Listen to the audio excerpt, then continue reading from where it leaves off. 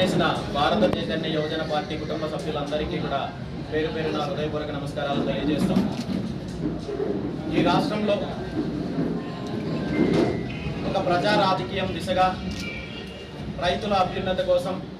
యువత అభివృద్ధి కోసం, మహిళా సాధికారిత కోసం, బడుగు బలహీన వర్గాల అభివృద్ధి ధ్యేయంగా ఈ రాష్ట్రంలో ఆవిర్భవించిన భారత చైతన్య యువజన పార్టీ ఒక రాజకీయ ప్రత్యామ్నాయ దిశగా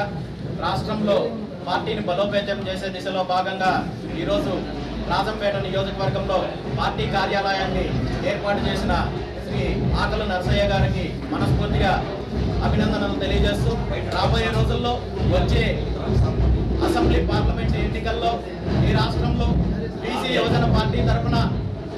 ప్రజల పక్షాన పోరాడుతూ అన్ని రకాలుగా ఈ రాష్ట్రంలో రాజకీయ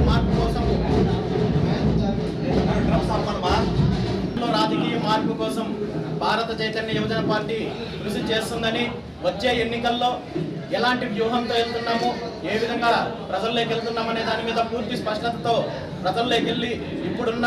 కుటుంబ పార్టీలకు, అవినీతి పార్టీలకు పూర్తిగా అంతం పలుకుతూ, మరీ ముఖ్యంగా 2019లో అధికారంలోకి వచ్చిన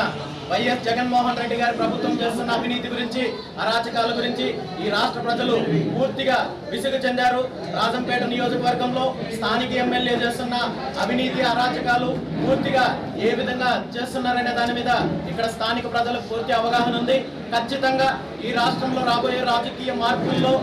ఖచ్చితంగా రాజంపేటలో కూడా ఆ మార్పు మొదలవుతుందని చెప్పి తెలియజేస్తూ, భారత చైతన్య యువజన పార్టీ కోసము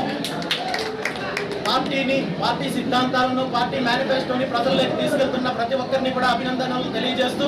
రాబోయే రోజుల్లో వచ్చే ఎన్నికల్లో ఈ పార్టీలన్నింటినీ కూడా ధీటుగా ఎదుర్కొని బీసీ యువజన పార్టీ ప్రజల్లోకి వెళ్ళడానికి సిద్ధంగా ఉందని చెప్పి తెలియజేస్తూ, ఇక్కడ విచ్చేసిన ప్రతి ఒక్కరికి కూడా మరొకసారి ధన్యవాదాలు తెలియజేస్తూ సెలవు తీసుకుంటున్నాను. Thank you.